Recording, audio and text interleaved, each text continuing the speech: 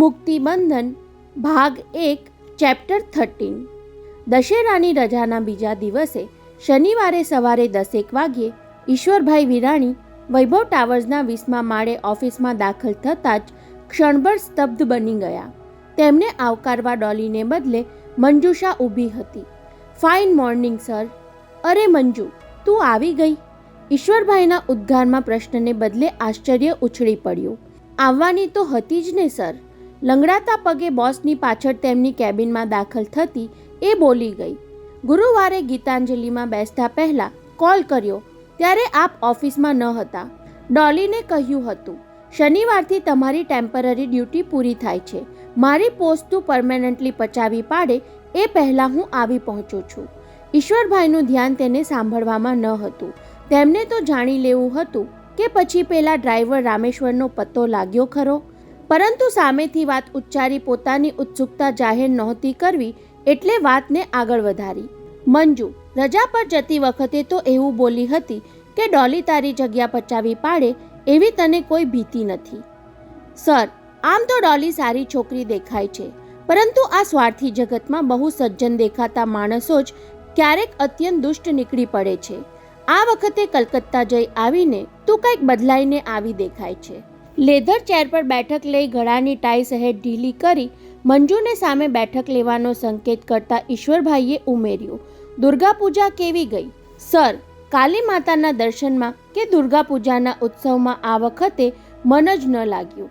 હતાશ અવાજે બોલતી એ બેસી ગઈ. પેલા માણસને શોધવામાં જ મન ભટકતું રહ્યું. છતાં રામેશ્વરનો પત્તો ન લાગ્યો ને? તેની હતાશા પારખી ગયા હોય તેમ એમણે પૂછ્યું. ત્યારે મંજુષા ઘડીભર તેમને તાકી રહી. હંમેશા આદરપૂર્વક નીચી નજરે વાત કરનારી સેક્રેટરીની દ્રષ્ટિમાં ઈશ્વરભાઈને અત્યારે કંઈક અજુગતું વર્તાયું. પોતે રામેશ્વરનું નામ ઉચ્ચારીને તેના મનમાં આશંકા જગાડી દીધી કે શું? એ રામેશ્વરની શોધમાં કાંઈ જ કરવાનું બાકી રાખ્યું નહીં. હવે મંજુષાના બોલવામાં અણગમો ઉપસવા લાગ્યો. ફરી એ કાલી મંદિરે જ ભટકાઈ જશે એવી આશામાં દર્શન કરી લીધા પછી પણ અડધો 1 કલાક મંદિરના પગથિયે જ બેસી રહેતી. કદાચ એ સાંજે આવતો હશે એવું ધારી લઈને 2-3 દિવસ સાંજે પણ દર્શને જઈ આવી.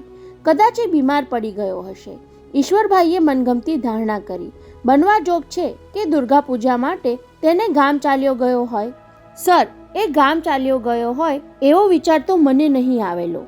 આપણને કેમ ખબર પડે કે એ કલકત્તાનો જ મૂળ વતની નહીં હોય? ત્યારે ઈશ્વરભાઈને થયું કે ગામ જવાનું બોલીને પોતે બીજી ભૂલ કરી નાખી. અપરાધનો અહેસાસ માણસને કેવો ગાફેલ બનાવી દે છે. હા, એવું બને કે એ બીમાર પડી ગયો હોય અથવા તો શું મંજુ, એ મારાથી સંતાતો ફરતો હોય. બોસને વાત લંબાવવામાં રસ નહોતો તેમ તેણે અદ્ધર છોડી દઈને અજંપો પણ વેઠવો નહોતો. એટલે તર્કથી મંજુના મનને વાળી લેવાનું વિચાર્યું. મંજુ, વર્ષો પહેલાં કોઈએ એક્સિડન્ટમાં તારો પગ કચડી નાખ્યો હોય એને હવે એવો તે શું ભય હોય કે તારાથી સંતાતો ફરે? સર, કદાચ ભય ન હોય તો પણ કોઈની જિંદગી બરબાદ કરી નાખી એવો ડંખ તો હોય ને? મંજુષા આવેશમાં બોલી ગઈ. કદાચ મારી અપંગ હાલત જોઈને એને ભાન થયું હોય કે પગ કચડી નાખ્યા પછી નાસી છૂટવાને બદલે ગાડીમાં નાખી હોસ્પિટલ પહોંચાડવાની માનવતા દાખવી હોત અને તત્કાળ સારવાર અપાવી હોત તો જિંદગીભરની આ ખોડ રહી ન જાત. મંજુ, જે બની ગયું તેને હવે સુધારી શકાય તેમ છે નહીં. ઈશ્વરભાઈને પોતાના જ શબ્દો પોકળ લાગતા હતા. એ માણસ તને મળી જાય તો પણ તારો પગ સાજો થઈ જવાનો નથી તો પછી શું કામ? આ સવાલ અનેકવાર મેં મારી જાતને કરી જોયો સર, પણ મન માન્યું નહીં. એવું એ વિચાર્યું કે મારો પગ કચડી નાખવા માટે એ જવાબદાર ન પણ હોય. છતાં કોણ જાણે, એને ફરીવાર મળ્યા વગર મને ચેન પડતું ન હતું. મંજુષાએ નીચું જોઈને બોલવાનું ચાલુ રાખ્યું. કાલી મંદિર પાસે બેસતા પૂજારીની સામગ્રીના દુકાનદારોને, ફૂલ વેચનારાને અને ભિખારીઓને સુદ્ધા પૂછતી રહી, અહીં દર્શને આવતા રામેશ્વર નામના એ માણસને તમે કોઈ ઓળખો છો? મેં એને એકવાર જોયો હોવા છતાં તેનું આબેહૂબ વર્ણન પણ સૌને કરતી રહી. એ 65-70નો દેખાય છે. શરીરે દુબળો અને વાને ઉજળો, માથાના વાળ પાંખા અને ધોળા, હાથે લકવા લાગ્યો છે અને બોલતી વખતે હોઠના બંને ખૂણા થૂકથી ભીંજાઈ જાય છે. વર્ણન સાંભળીને ઈશ્વરભાઈને ખાતરી થઈ ગઈ. લકવા સિવાયનું બીજું બધું જ પોતાના સસરાના ડ્રાઈવર રામેશ્વરને લાગુ પડે છે. સર, હું આપને શું કહું? મંજુષા ફરી તેમની સામે તાકીને બોલવા લાગી. 1 અઠવાડિયા સુધી એ મંદિરે ન દેખાયો ત્યારે મેં આરટીઓની ઓફિસમાં ચક્કર લગાવવાનું ચાલુ કરી દીધું. આરટીઓ? ઈશ્વરભાઈ ચોંક્યા. શું કામ? એ ડ્રાઈવર હતો એટલે એના નામનું ડ્રાઇવિંગ લાયસન્સ તો હોય જ ને. એક ઓફિસરની ઓળખાણ કાઢીને જૂના રેકોર્ડ્સ જોડાવ્યા તો એમાં 135 રામેશ્વર નીકળ્યા. ત્યારે ઈશ્વરભાઈ ધરપતનો ભાવ છુપાવી શક્યા નહીં. એ તો એમ જ હોય ને, રામેશ્વર નામ બહુ કોમન છે. સર, મને એની અટકની ખબર હોત ને તો કદાચ કામ સરળ થઈ જાત અને ઈશ્વરભાઈને સસરાના ડ્રાઈવર રામેશ્વરની જા અટક યાદ આવી ગઈ. પછી તપાસ પડતી મૂકી દીધી ને? નહીં સર, ડ્રાઇવિંગ લાયસન્સના રેકોર્ડમાં દરેકની ઉંમર લખી હોય છે ને. મેં 60 વટાવી ગયેલા 7 રામેશ્વરને જુદા તારવી લઈ દરેકના સરનામા લખી લીધા. હવે ઈશ્વરભાઈ વિરાણીને મંજુષા વધુ પડતી પાવધરી લાગવા માંડી. 7માંથી જા અટકવાળા રામેશ્વરને શોધી કાઢવાનું મુશ્કેલ શું પડે? એ 7માંથી 6 ઠેકાણે તો હું તપાસ કરી આવી. તેમાં 2 મરી પરવાર્યા હતા. 2 રામેશ્વરો વર્ષોથી ટેક્સી ચલાવતા હતા અને બીજા 2ને મળી તેમાંથી એકે કાલી મંદિરવાળો રામેશ્વર ન નીકળ્યો અને બાકી રહેલો 7મો? ધડકતા દિલે ઈશ્વરભાઈ પૂછી બેઠા. એ મળ્યો નહીં. 4 દિવસ પહેલા એ 7માને શોધવા નીકળી હતી. મેટ્રો રેલવેના સ્ટેશન પર ઉતરતી હતી ત્યાં કોઈ બદમાશ મારું પર્સ છીનવી ગયો. નિશાસા સાથે મંજુષાએ કહ્યું. એ પર્સમાં 7મા રામેશ્વરનું સરનામું સાચવીને રાખ્યું હતું અને આરટીઓમાં દુર્ગા પૂજાની રજાઓ હતી એટલે સરનામું ફરી ક્યાંથી મળે? વોટ એ બેડ લક! અણગમતી વાત પર પૂર્ણ વિરામ મૂકતા હોય તેમ ઈશ્વરભાઈ વિરાણી બોલી ઉઠ્યા. જેવી કાલી માતાની મરજી. કાલી માતાની મરજી હશે એટલે તો એ માણસ એમના આંગણે જ ભટકાઈ ગયો ને. વાતનો અંત લાવવા માંગતી ન હોય તેમ મંજુષાએ આગળ ચલાવ્યું. મુંબઈ આવવા નીકળતા પહેલા હું મંદિરના પૂજારીને મળતી આવી. મારા વિઝિટિંગ કાર્ડ સાથે 100 રૂપિયાની નોટ આપીને કહેતી આવી છું એ રામેશ્વર સાથે મારે જૂનો હિસાબ ચૂકતે કરવાનો છે. મંદિરે આવે ત્યારે એનું ઠેકાણું જાણી લેજો. પછી મને આ નંબર પર મારા ખર્ચે મુંબઈ કોલ કરશો તો હું જિંદગીભર તમારો ઉપકાર નહીં ભૂલું. બોલતા બોલતા ગદગદ થઈ ગયેલી સેક્રેટરીને વિરાણી શેઠ હમદર્દીથી નિહાળવા લાગ્યા. મંજુ, મારી એક વાત માનીશ? સર, તમારી વાત ન માનું તો હું નગુણી કહેવાઉં. આ અપંગને તમે સેક્રેટરીનો મોભો આપી 7,000ના પગારની નોકરીએ રાખી એ ઉપકારનો બીજો શું બદલો વાળી શકવાની? મારે કોઈ બદલો નથી જોઈતો મંજુ, પણ તું મનમાંથી બદલાની ભાવના ભૂસી નાખ. તું કહે છે એમ એ માણસને લકવા થયો છે. એ શું ઓછી સજા કહેવાય? તારી જેમ એ પણ અપંગ થઈ ગયો ને, મારી જેમ. બોસના શબ્દો મંજુષાને કઠ્યા હોય તેમ ગરદન ટટ્ટાર કરતી એ બોલી ગઈ. આપ મારી હાલત ક્યાં નથી જાણતા? ઘરબાર અને સંતાન વિનાની હું સાવ એકલાઈ. ન સંતાન સુખ મળ્યું ન પુરુષનું પડખું પામી. બોલતા બોલતા એની આંખો સાથે કંઠ પણ ભીંજાવા લાગ્યો. સર, આટલા વર્ષે હવે પુરુષના સહવાસની ઝંખના જાગી છે. કોઈ જાતના ક્ષોભ વગર બોસ સામે નજર મિલાવી એણે ઉભરો ઠાલવી દીધો. એ અતૃપ્ત ઝંખનાએ મારા મનમાં વેરની આગ પ્રગટાવી દીધી. એનાથી ડૂસકું નંખાઈ ગયું ત્યારે ઈશ્વરભાઈ અચાનક ખુરશીમાંથી ઊભા થઈ ટેબલની સામી બાજુએ પહોંચી ગયા. કોટના ખિસ્સામાંથી 55 રૂપિયાનો રૂમાલ કાઢી આપ્યો. મંજુષાએ રૂમાલ તો લીધો પણ પોતે વધુ પડતી લાગણીવશ થઈ ગઈ એનું ભાન થતાં જ ખુરશીમાંથી ઊભી થવા લાગી. ત્યાં જ ઈશ્વરભાઈએ પાછળથી તેના ખભા પર હાથ મૂકી દીધો. મંજુષાએ પોતાના બંને ખભા પર પુરુષના પંજાની ઉન્માદક ભીસ અનુભવી. વાંસના વનમાં અચાનક અગ્નિનો તિખારો પડતા દાવાનળ પ્રગટી ઉઠે તેમ મંજુષાના રોમ રોમમાં અગનજ્વાળા ભભૂકવા લાગી. પુરુષનો એ સ્પર્શ સહાનુભૂતિ હતો કે પછી વર્ષોથી દબાવી રાખેલો કામાગ્નિ પ્રગટાવનારો હતો? ખાતરી કરવા માટે પાછળ ફરીને બોસના મુખભાવ નિરખી લેવાની તીવ્ર ઈચ્છા જાગી પણ એ રોકી રાખી. એમ કરવા જતાં ઘડી પર સાંપડેલું સુખ ગુમાવી દેવું નહોતું. છતાં એ સુખનું સ્વરૂપ સમજવું જરૂરી હતું. પોતે 7,000ની માત્ર એક પગારદાર સેક્રેટરી અને પાછી અપંગ, જ્યારે એ અબજોપતિ માલિક, જેમની તહેનાતમાં વૈભવ ફેબ્રિક્સની ટીવી જાહેરાતમાં દેખાતી અતિ સ્વરૂપવતી મોડેલો માંગે ત્યારે હાજર થઈ શકે તેમ હતી એ ઈશ્વરલાલ વિરાણી મારી આગ બુઝાવવા માટે આવી ચેષ્ટા શું કામ કરે? લાગણીના દાનમાં પણ પુરુષો પોતાના મોભાને અનુરૂપ પાત્ર શોધતા હોય છે. મંજુષા, તું ખોટા ભ્રમમાં રાચવાનું રહેવા દે. ત્યાં જ બોસનો અંગત ફોન રણક્યો અને ઈશ્વરભાઈના હાથ મંજુષાના ખભા પરથી ઝાટકા સાથે હટી ગયા. મંજુષા ફોન તરફ હાથ લંબાવા જાય એ પહેલાં તો વિરાણી શેઠે રિસીવર ઊંચકી લીધું. એ 2-4 ક્ષણની તક ઝડપી લઈને મંજુષાએ બોસની આંખોમાં ઝાંકીને જોયું તો એમની દ્રષ્ટિ નહોતી ભાવ વિભોર કે નહોતી ભાવ શૂન્ય. હેલ્લો કહેતાની સાથે જ ઈશ્વરભાઈને પત્નીના અવાજમાં સાંભળવા મળ્યું, કલકત્તાથી આપણો રામેશ્વર આવ્યો છે. હે? આંચકો ખાઈને ઈશ્વરભાઈ બોલવા જતા હતા. કોણ? રા? ત્યાં જ સામે બેઠેલી મંજુષા પર નજર પડી એટલે ચહેરા પર સ્વસ્થતા ધારણ કરી લઈ રિસીવરના માઉથપીસ પર હાથ આડો ધરી તેણે કહ્યું, મંજુ, ઘેરથી ફોન છે, ફેમિલી મેટર. એટલા ઈશારા માત્રથી જ સેક્રેટરી ઊભી થઈને બહાર સરકી ગઈ અને ખુરશી પર બેઠા બેઠા જ ઈશ્વરભાઈએ ચાંપ દાબી કેબિનનો દરવાજો લોક કરી દીધો.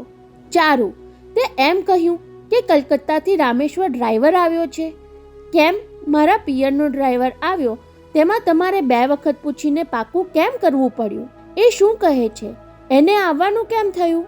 બિચારો શું કહે? પત્નીના અવાજમાં ટપકતી હમદર્દી ઈશ્વરભાઈના કાનને ગરમ સીસાની જેમ દઝાડતી હતી. એ કાંઈ બોલી જ ક્યાં શકે છે? લખવામાં બંને હાથ ખોટા પડી ગયા. જમણા પગને અસર થઈ છે અને બોલવા માટે મોં ખોલીને જીભ ચલાવે છે ત્યારે શબ્દો કરતાં તો બિચારાના મોંમાંથી થૂક વધારે ઉડે છે. મેં તને એમ પૂછ્યું કે એ આવ્યો છે શું કામ? કેબિનના દરવાજા પર નજર રાખી ઈશ્વરભાઈ અથરા અવાજે બોલી ઉઠ્યા, કાંઈ મદદ માંગવા આવ્યો છે? મદદ પૂરતી વાત હોત તો હું તમને પૂછ્યા વિના જ 2-5 હજાર આપી દઉં. ચારુ બહેનને પતિનું વલણ વિચિત્ર લાગતું હોય તેમ કહ્યું. તેને પક્ષાઘાત થયો અને કામ કરતો અટકી ગયો, છતાં મારા ભાઈ એને સાચવે જ છે. પછી આપણી મદદની શું કામ જરૂર પડે? થોડી વાર પહેલાં જેની વાતચીત ચાલતી હતી અને જેને શોધવા માટે મંજુષા મરણિયા પ્રયાસ કરતી હતી એ રામેશ્વર છેક મુંબઈ સુધી આવી પહોંચ્યો. તેના આંચકાથી ઈશ્વરભાઈ ફોન પર પત્નીની સાથેની વાતચીતમાં ગોટા વાળતા હતા. રામેશ્વરનું આગમન માત્ર મંજુષા સમક્ષ નહીં, પત્ની સમક્ષ પણ પોતાના ચહેરા પરથી સજ્જનતાનો મુખોટો ઉતારી લે એવી કટોકટી પેદા કરી ગયું. હવે ઠાવકાઈથી કામ લીધા વગર ચાલે તેમ ન હતું. સોરી ચારુ, હું થોડા અગત્યના પેપર્સ ચેક કરતો હતો, તેમાં તારી વાત પર બરાબર લક્ષ ન આપી શક્યો. હવે કહે જોઈએ, આપણા રામેશ્વરને કેમ આવવું થયું? એ જ તો સમજાતું નથી. વારે વારે તમારા ફોટોગ્રાફ તરફ ઈશારા કરીને શાનમાં સમજાવે છે કે તમને મળવા માંગે છે. બોલી શકતો નથી એટલે કામનું નામ પાડતો નથી. તમે બહુ કામમાં છો એટલે કહેતા હો તો ડ્રાઈવર સાથે ઓફિસે મોકલી આપું? ના, અહીંયા તો મોકલતી જ નહીં. કોઈ ગનની ટ્રિગર દબાવીને ગોળી છોડવાનું હોય ત્યારે તેને રોકવા માટે માણસ બેબાકડો બની જાય એવી રીતે બોલી ગયા પછી ફરી મગજનું સંતુલન મેળવી લઈને એમણે કહ્યું, ચારુ, એ બિચારા અપંગને અહીં શું કામ ધકેલવો જોઈએ? હું જ ત્યાં આવી જાઉં છું, કહીને સજ્જનતા દર્શાવી. ગમે તેમ તો એ આપણો જૂનો માણસ છે. તું એની પાસેથી ડ્રાઇવિંગ શીખી છે. મને એણે ડ્રાઇવિંગ શીખવ્યું છે. તમને તો એણે વગર લાયસન્સ જ શીખવ્યું છે, યાદ છે ને? પત્નીના સ્વરમાં પિયરના સંભાળનાના સ્પંદનનો રણકો ઈશ્વરભાઈથી અજાણ્યો ન રહ્યો. બધું જ યાદ છે ચારુ. તારા પિતાની કંપનીના કારકુનમાંથી મેનેજર થયો અને મેનેજરમાંથી જમાઈ બાબુ બની બેઠા, એમ જ ને? ઘણા વખતે પતિ સાથે ફોન પર લાડથી વાત કરવાનો મોકો ઝડપી લીધા પછી ચારુબહેનને રામેશ્વરની હાજરી યાદ આવી એટલે મૂળ વાત પર આવી ગયા. જુઓ, અમારી કિટી પાર્ટીની આજે રોય શેરેટનમાં લંચ મીટિંગ છે. ત્યાં જતાં પહેલાં બ્યુટી પાર્લરમાં જવાનું છે, એટલે તમે ઘેર આવીને રામેશ્વરને મળો કે તરત જ હું નીકળી જાઉં? તું તારે નીકળી જાને. નહીં રે, એને મેં જમવા બેસાડ્યો છે. ચારુબહેને પિયરના નોકર પ્રત્યેનો ભાવ વ્યક્ત કરતા કહ્યું. એક તો એ પહેલેથી શરમાળ સ્વભાવનો, તેમાં પાછો વાચા વગરનો થઈ ગયો એટલે એને ભરપેટ જમાડીને જ જઈશ. તો ભલે, હું હમણાં જ આવ્યો. વાત પૂરી કરીને ફોન મૂક્યો ત્યાં સુધીમાં કપાળે પસીનો બાજી ગયો હતો. કમબખ્ત રામેશ્વરને અત્યારે જ ટપકી પડવાનું મન થયું. બબડતા પસીનો લૂછવા માટે કોટના ખિસ્સામાં હાથ નાખ્યો ત્યાં ટેબલ પર પડેલો રૂમાલ નજરે ચડ્યો. થોડીવાર પહેલાં મંજુષાએ આંસુ પોંછ્યા હતા, તેનાથી તેમણે પસીનો લૂછ્યો. આંસુ પસીનાનું એ મિશ્રણ તેમને વિચિત્ર લાગ્યું. પરંતુ ઘેરથી ફોન આવ્યા પહેલાં મંજુષાના ખભા દબાવવાની પોતે કરેલી ચેષ્ટા તેના કરતાંય વધારે વિચિત્ર લાગી. મનમાંથી એ બધું ખંખેરી નાખવાના પ્રયાસ સાથે એ ઊભા થયા. ચાપ દબાવી દરવાજો અનલોક કર્યો. પછી ઉતાવળે કેબિનની બહાર નીકળી મંજુષાને કહ્યું, હું જરા ઘેર જઈ આવું. કોઈ અર્જન્ટ મેસેજ હોય તો જ ઘેર સંપર્ક કરજે. સર, ઘેર એવું કંઈ ચિંતાજનક તો નથી ને? નહીં મંજુ, મારી વાઈફ પણ તારી જેમ બંગાળમાં જ ઉછરી છે ને. થોડી સેન્ટિમેન્ટલ તો ખરી જ ને, કહી પ્રયત્નપૂર્વક હસી લઈને તેને કામ પણ ચિંતા ગયા. 4 દિવસ પછી ફેશન શો છે. એના ઇન્વિટેશન તો બધાને મોકલાઈ ગયા છે. છતાં કાંઈ કામ રહી જતું હોય તો જરા સિદ્ધાર્થને પૂછી લેજે. ડેફિનેટલી સરનો જવાબ સાંભળવા રોકાયા વિના એ અંગત લિફ્ટમાં નીચે ઉતરી ગયા. ગોલ્ડન રોલ્સ રોયમાં બેઠક લઈ રવાના થયા. વાઘેલા, ઘેર લઈ લેજે. વૈભવ ટાવર્સથી વિરામ વિલાની ડ્રાઈવ માત્ર 5-7 મિનિટની જ હતી. છતાં એટલા સમયમાં એમનું મન રામેશ્વરના આગમન અંગે તર્ક વિતર્ક કર્યા વિના રહી શક્યું નહીં. ચારુ ભલેને ના કહે, પણ એ મદદ માંગવા જ આવ્યો હશે. દીકરા દીકરીના લગ્ન છે, તમે બંને જરૂર પધારજો. એવું કહી લગ્નના ખર્ચમાં મદદરૂપ થવાની આશા સેવતો હશે. કદાચ એ મુંબઈમાં પક્ષાઘાતની સારવાર કરાવવા માંગતો હોય. એવું કંઈક હોય તો પોતે પડખે ઊભા રહેવા તૈયાર છે. ગમે તેમ તોય મને અને ચારુને નિકટ લાવવામાં આ રામેશ્વરે જ ભાગ ભજવ્યો હતો ને. 38 વર્ષ પહેલાંના એ દિવસમાં સવારે રોજ કાલી માતાના મંદિરે જવાનો ચારુનો નિયમ હતો. પરંતુ હું એની સાથે કારમાં જઈ શકું એટલા માટે એ રામેશ્વરને વિશ્વાસમાં લઈને કહી દે, આજે માથું દુખવાનું બહાનું કાઢી થોડો મોડો ડ્યુટી પર આવજે. બસ પછી હું અને ચારુ સાથે મંદિરે જઈએ. પછી તો રામેશ્વર સાથે હોય ત્યારે એની પાછલી સીટ પર બેસાડી અમે બંને આગળ બેસીએ. ચારુને પગની જરા સરખી ખોડ હતી એટલે એના બાપુજી જાદવજી શેઠે એના માટે કારના એક્સિલેટરમાં ખાસ પ્રકારની સગવડ બેસાડી હતી. ચારુના કહેવાથી તો હું રામેશ્વર પાસે ડ્રાઇવિંગ શીખવા લાગ્યો હતો અને એમાં આ મંજુષાનો પગ કચડી બેઠો. તર્કના ચરખા પર ભૂતકાળની પૂણીમાંથી નીકળતા તાર વીંટળાતા જતા હતા. 5 વર્ષ પહેલાં ચારુથી 1.25 વર્ષ મોટા મહિપત રાયના દીકરાના લગ્ન પ્રસંગે કલકત્તા જવાનું થયું. ત્યાં આ મંજુષા મળી ગઈ. સસરાનું મકાન થોડું મોટું હતું, છતાં મહેમાનો માટે પાર્ક હોટેલ બુક કરી હતી. સવારે હોટલની લિફ્ટમાં નીચે ઉતરી લોબીમાં આવ્યા ત્યારે રિસેપ્શનિસ્ટની નોકરી કરતી મંજુ સામે મળી. તેની લંગડાતી ચાલ જોઈને ચારુએ સહાનુભૂતિથી પૂછ્યું અને પેલીએ નાનપણમાં કોઈએ કારના વ્હીલ હેઠળ પોતાનો પગ કચડી નાખ્યાનો કિસ્સો કહી સંભળાવ્યો. ચારુ આમ પણ સ્વભાવથી સંવેદનશીલ, તેમાં વળી પોતાને પગે થોડી ખોડ એટલે 4 દિવસના રોકાણ દરમિયાન મંજુષાની બધી વાત જાણી લીધી અને કલકત્તાથી નીકળવાના દિવસે મારી પાસે માંગણી મૂકી. તમે કહેતા હતા ને કે એક સેક્રેટરીની જરૂર છે, તો આ મંજુષાને જ શું કામ ન રાખી લઈએ? ભણેલી ગણેલી છે, ચતુર અને સંસ્કારી છે, પાછી સાવ એકલી છે. તમને પૂછ્યા વિના જ મેં તો એને કહી જ રાખ્યું છે. મુંબઈમાં આ સરનામે આવી મળશે. વિરાણી શેઠ તને નોકરીએ રાખી લેશે. એટલે તું મને પગની ખોડવાળી સેક્રેટરી વળગાડવા માંગે છે? એવું મજાકમાં મેં પૂછ્યું તો એણે તરત જ સંભળાવ્યું, પગે ખોડવાળી મને પત્ની બનાવી તો આ બિચારીને સેક્રેટરી બનાવવામાં તમને શું વાંધો? ત્યારે મને થયું કે જે સ્ત્રીની પંગુતા માટે હું જવાબદાર છું એનો આધાર બનીને બેદરકારીથી મેં કરેલા ગુનાનો મનનો થોડો ભાર ઓછો કેમ ન કરવો? એવા આશયથી તેને મુંબઈ બોલાવીને અંગત સેક્રેટરી તો બનાવી લીધી. પણ સતત નજર સામે હાજર રહેતી મંજુષાને જોઈને અપરાધનો બોજ ઘટવાને બદલે ઘટ્ટ બનતો જતો હતો. તેને બદલે એ વખતે જ પત્ની અને મંજુષા સમક્ષ ગુનાનો એકરાર કરી લીધો હોત તો? કાર ચલાવતા અકસ્માત કરી બેસાય એ કાંઈ ગુનાખોરી માણસ ન ગણાય. હા, કોઈને અડફેટમાં લઈ તેને ગંભીર હાલતમાં રસ્તા પર રઝળતા રાખીને કાર દોડાવી જવાનું અમાનુષી ગણાય એ ખરું. વિરામ વિલાના પહેલા માળના કાર પાર્કિંગમાં પહોંચી વાઘેલાએ બ્રેક મારી. તેની સાથે ઈશ્વરભાઈની વિચારધારાને પણ બ્રેક લાગી ગઈ. સતર્ક બનીને એ બહાર નીકળ્યા.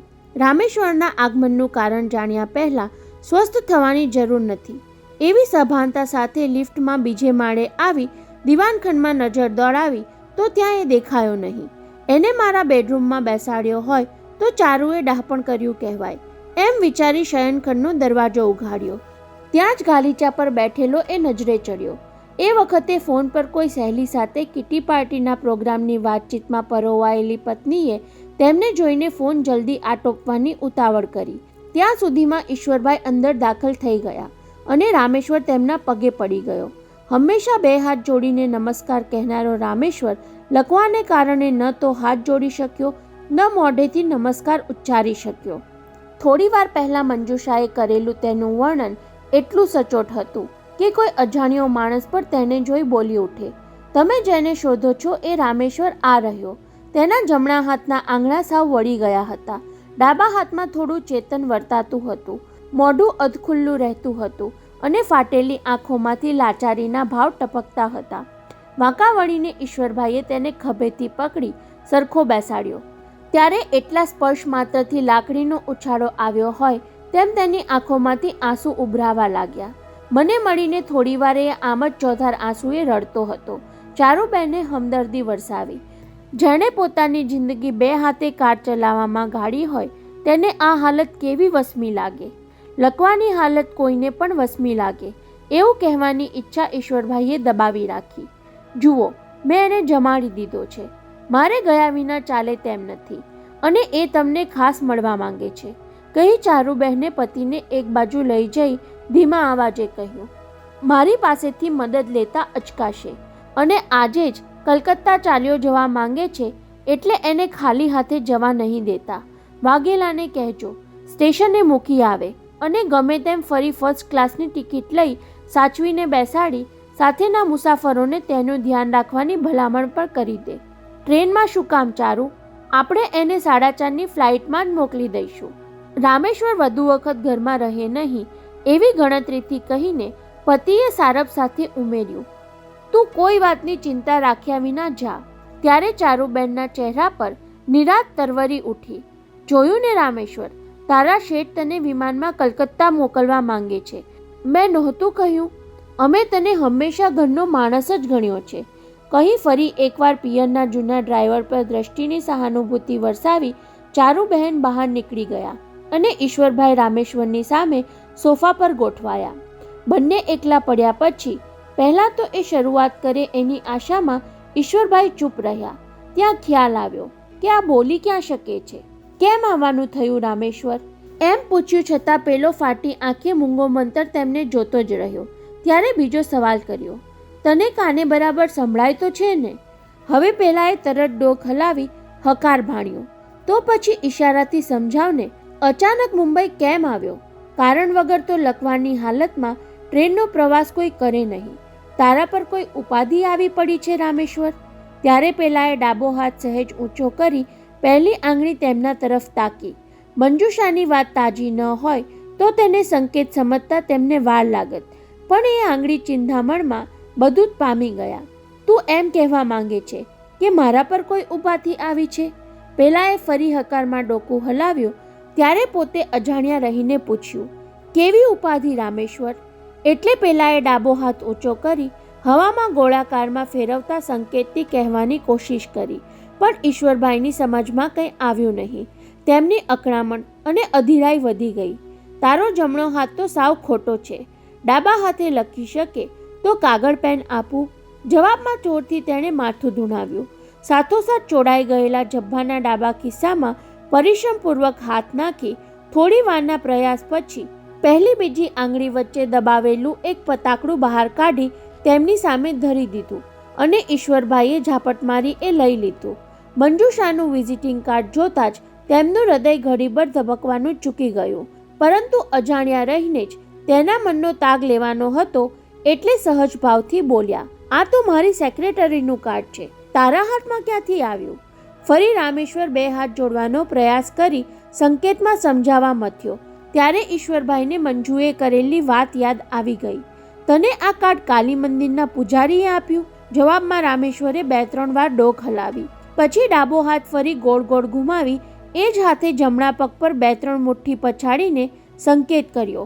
ત્યારે ઈશ્વરભાઈને સમજવાનું આસાન બની ગયું. તું એમ કહેવા માંગે છે કે આ છોકરીનો પગ આપણી કાન નીચે કચડાઈ ગયો હતો. તેના પ્રતિભાવમાં માથા ઉપરાંત રામેશ્વરે આખું શરીર હકારમાં હલાવ્યું. તને એ કલકત્તામાં મળી હતી? હકાર. તે એને કાંઈ કહ્યું? નકાર. બીજા કોઈએ આ વિશે કાંઈ કહ્યું છે? ફરી નકાર સાથે તેણે પલંગની બાજુમાં ચાંદીની ફ્રેમમાં મઢેલા ચારુબેનના ફોટા પર નજર રાખી 2-3 વાર ડોક હલાવી. ચારુને પણ નથી કહ્યું એમ કહેવા માંગે છે? તે બહુ ડહાપણ ભર્યું કામ કર્યું રામેશ્વર, કહી મંજુષાનું વિઝિટિંગ કાર્ડ કોટના ઉપલા ખિસ્સામાં સરકાવી દીધું. આટલું કહેવા માટે છેક કલકત્તાથી આવ્યો એ તારી વફાદારીની હું કદર કરું છું. હવે મારી ચિંતા કર્યા વગર તું સુખેથી કલકત્તા રવાના થઈ જા, કહી ખિસ્સામાંથી પાકીટ કાઢીને પૂછ્યું, કેટલા આપું? અને એ પૂછાની જ રાહ જોતો હોય તેમ રામેશ્વરે પહેલીવાર હાસ્ય ફરકાવી ડાબા હાથની પહેલી આંગળી ઊંચી કરી. 1000 બસ, કહી ઈશ્વરભાઈ પાકીટમાંથી 100ની નોટો કાઢવા જતા હતા ત્યાં રામેશ્વરે હોઠ ભીડી જોર અજમાવીને ડોક ધૂનાવી. 1000 નહીં. ઈશ્વરભાઈને તેની દાનતની ગંધ આવી ગઈ હોય તેમ કડક અવાજે પૂછ્યું, તો કેટલા જોઈએ છે તારે? અને પૂછનારને વિચાર કરવાનો વખત ન આપવા માંગતો હોય તેમ રામેશ્વરે એક આંગળી દેખાડી તેની સાથે જોડવા માટે આંગળી અંગૂઠાથી મીંડાના આકાર 5 વખત કરી દેખાડ્યા. ત્યારે ઈશ્વરભાઈ બરાડી ઉઠ્યા. 1 લાખ! ક્રોધથી તેમના જડબા ભીસાયા. રામેશ્વર, હું તારી વફાદારીના વખાણ કરું છું અને તું આમ છેલ્લે પાટલે બેસી ગયો, મને બ્લેકમેલ કરવા આવ્યો છે? ત્યારે દયામણું મોં કરી પક્ષાઘાતથી ખોટા પડી ગયેલા અંગની લાચારી દર્શાવી સંકેતમાં સમજાવ્યું, શું કરું? આ હાલતે જ મને હલકટ બનાવી દીધો. ક્ષણભર તો ઈશ્વરભાઈને થયું તેને પોલીસની ધમકી આપું, 2-4 મુક્કા કે પાટા મારી દઉં, ઉચકીને બારીમાંથી બહાર ફગાવી દઉં. લાખ માંગે છે તો 10,000થી પતાવટ કરું. પરંતુ મંજુષાવાળી એક ભૂલને છાની રાખવા જતાં આજે એ કેટલું ગંભીર સ્વરૂપ ધારણ કરી બેઠી. 38 વર્ષ પહેલા કરેલા અકસ્માતની હવે તેને કાંઈ જ સજા થઈ શકવાની ન હતી, છતાં બીજાની નજરે ભયાનક ગુનેગાર ન ઠરી જવાય એટલા ખાતર મગતરા જેવા આ રામેશ્વરને ધમકાવાથી શું વળવાનું? લાખ માંગે છે તો આપી દઈને લપ ટાળી દેવામાં જ ડહાપણ છે. એમણે ઝડપથી મનને મનાવી લીધું. હું કલકત્તાની નોકરીમાં જોડાયો ત્યારે આ રામેશ્વરનો પગાર મારા કરતાં વધારે હતો અને આજે હું અબજોપતિ છું અને એ પક્ષાઘાતથી પીડાતો, લાચાર, અપંગ અને પરાવલંબી છે. એમ માની લે કે ગરીબને 1 લાખ રૂપિયાનું દાન કરી દીધું.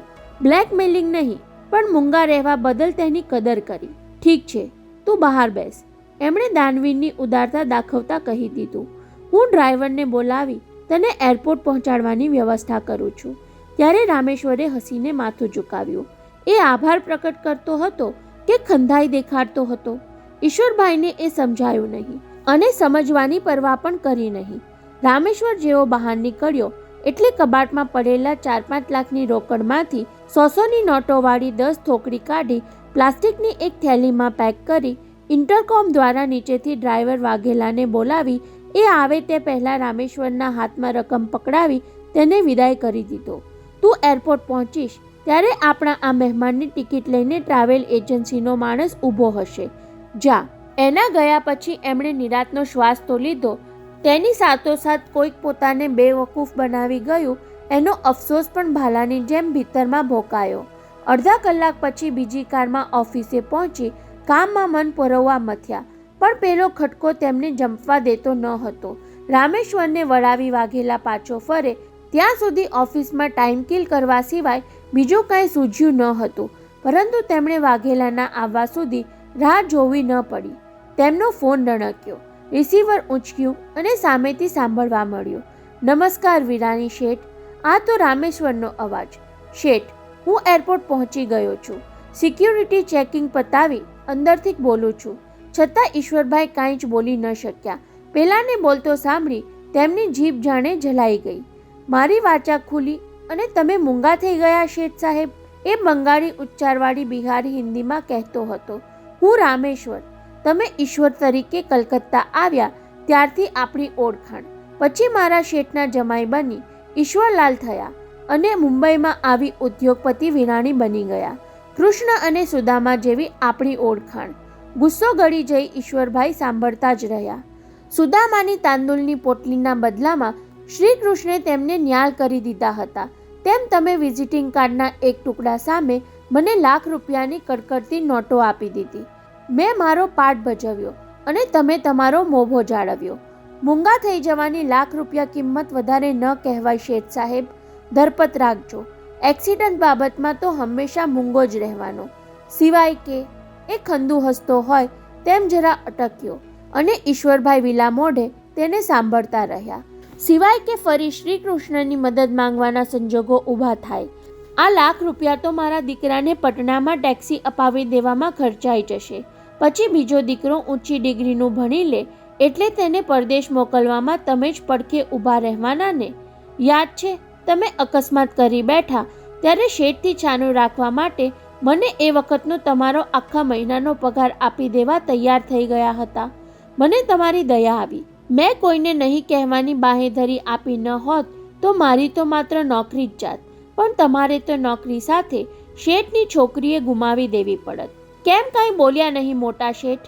અને સાંભળવાનું અસહ્ય બની ગયું હોય તેમ ઉદ્યોગપતિ ઈશ્વરલાલ મોતીલાલ વિરાણીએ રિસીવર પછાડ્યું. વર્ષો પહેલા ભવાનજી શેઠિયા જેવા મોટા માણસે નાની ભૂલના બદલામાં એક તમાચો માર્યો હતો.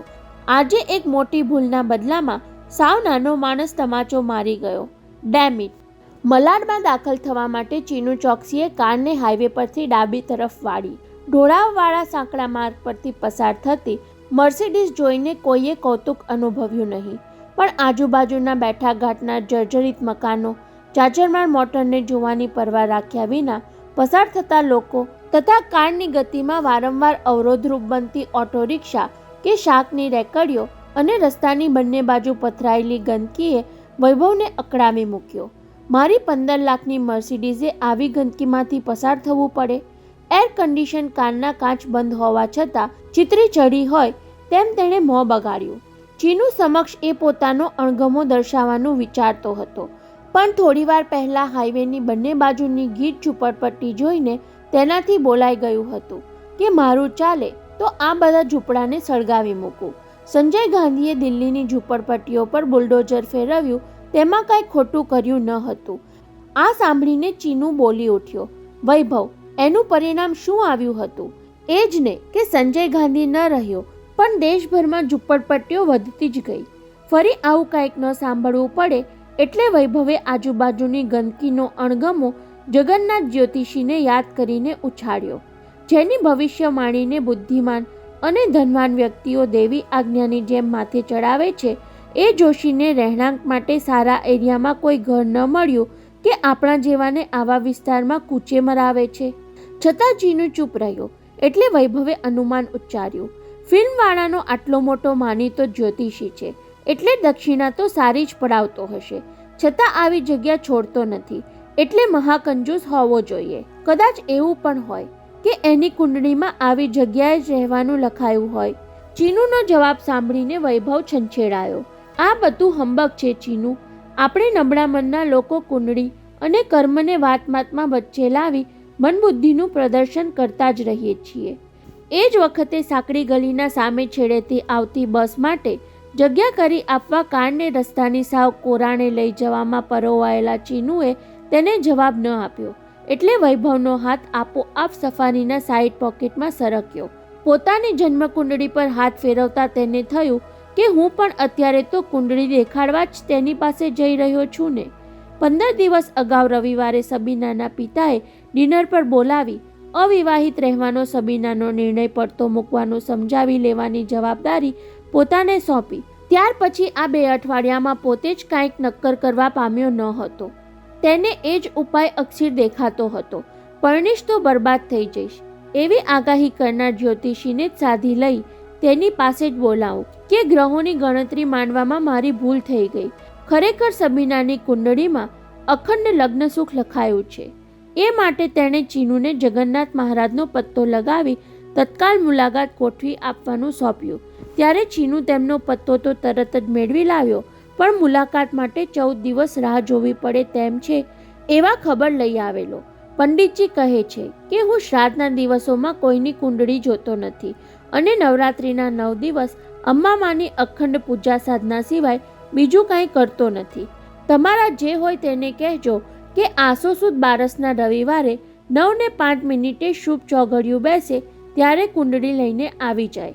એ વાયદો યાદ કરીને વૈભવે ઘડિયાળ પર નજર નાખી તો 8:55 થઈ ચૂકી હતી. ચીનુ, મને તો આ ચોઘડિયા પણ એક તૂત લાગે છે. હજારો વર્ષોથી દર રવિવારે એક જ સમયે એકના એક જ શુભ અશુભ ચોઘડિયા આવે એ કાંઈ બુદ્ધિમાં ઉતરતું નથી. છતાં ચીનુએ દલીલમાં ઉતરવાનું ટાળ્યું એટલે વૈભવે સંભળાવ્યું, તને મારી વાત ખોટી લાગતી હોય તો ગળે ઉતરી જાય એવો એક દાખલો આપો. થોડા દિવસ અગાઉ મેં છાપામાં એક પંચાંગ નિષ્ણાંતનું સ્ટેટમેન્ટ વાંચ્યું હતું. એમણે કહ્યું કે 8 ચોઘડિયામાં ઉદ્વેગ નામનું ચોઘડિયું છે. એ ખરેખર તો ઉદ્યોગ હતું. બોલવામાં ફાવતું નહીં હોય એટલે લોકોએ તેને ઉદ્વેગ નામ આપી દીધું. ખરેખર તો એ ચોઘડિયું ઉદ્યોગ કરવા માટે ઉત્તમ છે. તેને બદલે એને ઉદ્વેગજનક ગણીને આપણે અશુભમાં ખપાવી દીધું. આ જગન્નાથ મહારાજ પાસે હું પહેલવહેલો એ જ ખુલાસો માંગવાનો છું. સાંભળીને કારને વધારે ધીમી પાડતા ચીનુએ પહેલીવાર પાછળ ગરદન મળી તેની સામે જોયું. વૈભવ, મેં તને પહેલાંય કહ્યું હતું અને ફરી પણ કહું છું, પંડિતજી સાથે દલીલબાજીમાં ઉતરવાનું રહેવા દેજે. ડૉક્ટર પાસે ટ્રીટમેન્ટ લેવા જઈએ ત્યારે આપણે આડી અવળી પૂછપરછ ક્યાં કરીએ છીએ? ડૉક્ટરને પોતાની વિદ્યાનું ગૌરવ હોય છે, તેમ પંડિતને કેમ ન હોય? પંડિતજીને વિદ્યાનું ગૌરવ છે કે ગુમાન? વિદ્યાનું ગુમાન હોય તો પણ આપણી ગરજે આપણે એની પાસે જઈ રહ્યા છીએ, માટે શાણપણથી કામ લેજે. જોજે, લક્ષ્મીની લાલચ આપીને એ બ્રાહ્મણને છંછેડવાની ચેષ્ટા કરતો નહીં. દુર્વાસાની જેમ કોપાયમાન થતાં એમને વાળ નથી લાગતી, કહીને હળવેકથી ઉમેર્યું, કેટલાક માણસોને પોતાની ગરીબીનું પણ સાચું ખોટું ગુમાન હોય છે, એટલું યાદ રાખજે. ગરીબીનું ગુમાન?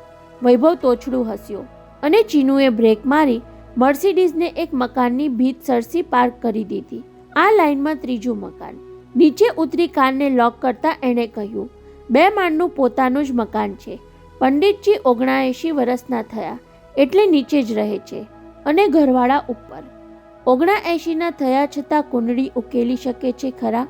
આંખ, કાન અને જીભ ત્રણેય હજુ સબૂત છે. ચીનુએ એટલું કહ્યું ત્યાં જગન્નાથ મહારાજનું ઘર આવી ગયું. તૂટેલા 3 પગથિયા સાચવીને પગ મૂકતા ચીનુએ ડેલી ખટખટાવી. અંદરથી જવાબ તો ન મળ્યો, પણ બારણું આપમેળે સહેજ ઉઘડી ગયું એટલે અંદર ડોકાઈને ચીનુએ પ્રવેશ કર્યો. તેની પાછળ પાછળ વૈભવ પણ દાખલ થયો. જય અંબે પંડિતજી. ચપ્પલ ઉતારી 4 ડગલા આગળ વધી ચીનુએ અંદરના ઓરડામાં ડોક્યું કરતા હાંક મારી. મહારાજ, આપના કહ્યા પ્રમાણે મારા શેઠને લઈને શુભ ચોઘડિયામાં હાજર થઈ ગયો છું. આવી ગયા છો તો બેસો થોડીવાર. અંદરથી વળતો જવાબ મળ્યો તેમાં વૈભવને આવકાર વર્તાયો નહીં. ઓસરીની વચ્ચે બાંધેલા હિંચકા પર તેણે કમને બેઠક લીધી. પછી શૂઝ ઉતારતા ઘરના દીદાર જોઈ લીધા. ભીત પર ઠેર ઠેર પોપડા ઉખડી ગયેલા દેખાતા હતા. સામેની દિવાલે કોઈ કેલેન્ડરમાંથી કાપીને મઢાવેલી અંબામાની મોટી છબી અને હાથ વગરની લાકડીની 2 ખુરશી સિવાય કોઈ સજાવટ કે સગવડ દેખાતી ન હતી. આવો, ઓરડાની બારસાક વચ્ચે આવી ઊભેલા જગન્નાથ પંડિતે અચાનક હાજર થઈ વૈભવને સજાગ કર્યો. પંડિતજી પર નજર પડતા જ વૈભવને સમજાયું કે તેમના દેખાવ વિશે પોતે કરેલું અનુમાન ખોટું હતું. વૃદ્ધાવસ્થાની કૃશકાયાને બદલે શરીરે એ હૃષ્ટપૃષ્ટ હતા. જનોઈધારી ઉઘાડા દિલની ચામડી પર કરચલીઓ દેખાતી ન હતી. ભરેલો ચહેરો તેજસ્વી લાગતો હતો. મોટા કપાળ પર લાગેલા સુખડમાંથી તાજી સુવાસ આવતી હતી અને 79 વર્ષના પ્રમાણમાં અવાજ ટકોરા બંધ હતો. જન્મપત્રિકા લઈ આવ્યા છો ને? પોતે જેમને ધારી ધારીને જોયા એ મહારાજે તો પોતાના પર નજર સરખી પણ નાખ્યા વિના કહ્યું, તમે એકલા જ અંદર આવી જાઓ. બીજાની હાજરીમાં હું ફલાદેશ કહેતો નથી. લેધરનું પાઉચ બગલમાં દબાવી ચીનુ પર એક નજર નાખી વૈભવ પંડિતજીની પાછળ ઓરડામાં દાખલ થયો. બેસો. પોતે ગાદી પર બેઠક લઈ ડાબા હાથની કોણી તકિયા પર ટેકવી. જમણા હાથે જનોઈ સરખી કરતા પંડિતજીએ સામે બિછાવેલી શેતરંજી પર બેઠક લેવા કહ્યું. ત્યારે વૈભવ ઘડીવાર મૂંઝાયો. પગ વાળીને નીચે બેસવાની આદત નહોતી, છતાં ચીનુના કહેવા મુજબ ગરજના માર્યા બેસવું પડ્યું. લાવો પત્રિકા. તરત જ વૈભવે ખિસ્સામાં રાખેલા જન્માક્ષરના કાગળની ગળી ઉખેડી તેમની સામે ધરી દીધી. માતાજીનું સ્તવન કરી લઈ એક નજર કુંડળી પર ફેરવી લેતા તેમણે પૂછ્યું, શું પ્રશ્ન મૂંઝવે છે? લગ્નનો વૈભવથી બોલાઈ ગયા પછી ખ્યાલ આવ્યો હોય તેમ સત્વર ઉમેર્યું, હું જેની સાથે લગ્ન કરવા માંગુ છું તેને પરણવાની ઈચ્છા પૂરી થશે કે નહીં એ જાણવા માટે તો કન્યાની કુંડળી જોવી પડે. લાવ્યા છો સાથે? વૈભવ ડોક હલાવીને ના પાડવા જતો હતો ત્યાં સૂજી આવ્યું, એની કુંડળી તો આપની પાસે જ છે મહારાજ. મારી પાસે તો હજારો લોકો જન્મપત્રિકા દેખાડી જતા હોય છે, પણ એ તો હજારોમાં એક છે. કોણ? Film actress Sabina Sahani. નામ પડતા જ જગન્નાથ પંડિત વૈભવને ધારી ધારીને જોવા લાગ્યા. એમના મુખભાવ પલટતા દેખાયા. હમણાં ટાઈમ બોમ્બની ઘાતમાંથી ઉગરી ગઈ એ? હા, તમે એને પરણવા માંગો છો? બોલતા પંડિતજી થોડું અટક્યા. વૈભવ સામે ધારદાર નજરે જોઈ લીધું. પછી પૂછ્યું, પરંતુ એ કન્યા તમારી સાથે લગ્ન ગ્રંથિથી જોડાવા માંગે છે ખરી? જોડાવા માંગતી હોય તો પણ ક્યાંથી જોડાય?